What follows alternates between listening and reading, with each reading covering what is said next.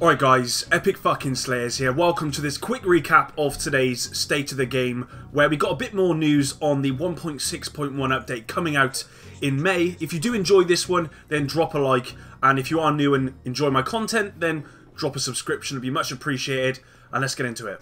So I want to start off by saying that these are not full and final, and they are currently awaiting on PTS feedback. The final patch notes will be released tomorrow. I'm just going to go over some mentions that were in the State of the Game earlier on. So the first one being that Deadeye will not be changed in this patch, which I'm happy with because I don't think Deadeye is overpowered on console. On PC it does look a little bit overpowered, but I'm not calling for nerf, guys. What I do think they need to do with Deadeye is change it. I don't think you should be able to reward players such high damage for shooting someone in the toe, and I think Deadeye needs to be based around headshot damage. But that's just my opinion, personally. Now, fixes they are doing is for Revive, First Aid and Support Station will get some fixes, HVT bosses, story missions, some of the incursions, fixes to survival maps. So a lot of fixes will be included in the 1.6.1 update.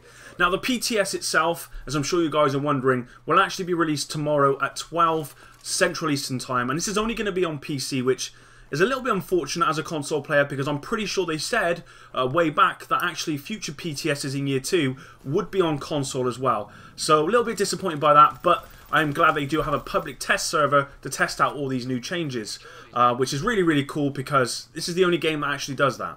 If you watched my most recent 1.6.1 update video, I did mention that the Airburst Seeker mine will be getting nerfed in this patch, but I wasn't sure exactly how, and I did recommend what they would do is just reduce the amount of initial damage that you receive off the Airburst Seeker mine, but then that is applied to the fire effect, because obviously you can negate that through burn resistance and medikits, which is exactly what they are doing. And it reads, Seeker mine, specifically the Airburst mod, has been a large topic of conversation within the community since the release of Last Stand and Update 1.6.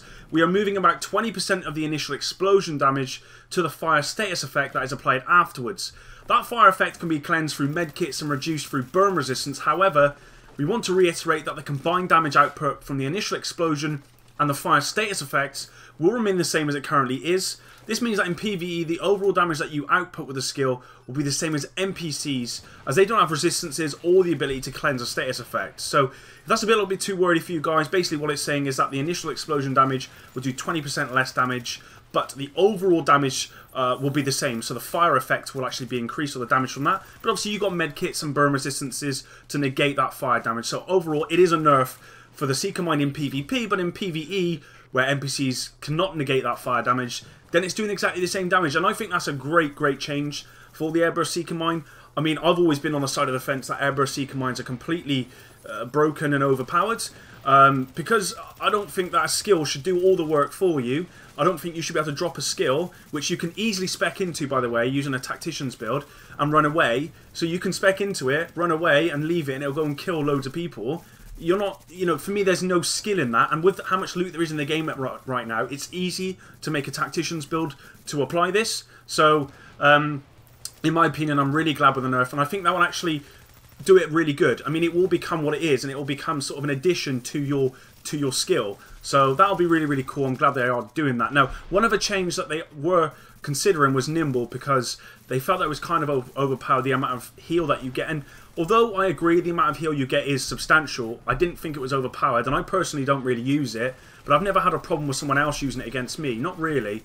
But what they are going to do is change it to a heal over time, from what we know. And it says after you finish the move, you get 4 seconds heal over time, but you have to stay in cover. When you leave the cover, the heal is interrupted. So it's 4 seconds over time, but if you leave in 3 seconds, you only get 3 seconds worth of that heal. So I don't think actually the amount of heal you get is being reduced, but it'll just be a heal over time as opposed to a flat-out heal. I don't know if that's going to work.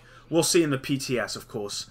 So there you go, guys. Hope you did enjoy this one. Of course, this isn't the full and final patch notes, and these changes that have been made can be changed following on from the PTS. But for now, that's what we have. I hope you did enjoy this one.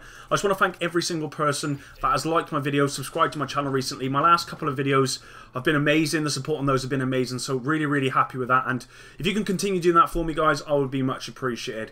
Thank you very much for watching, and peace.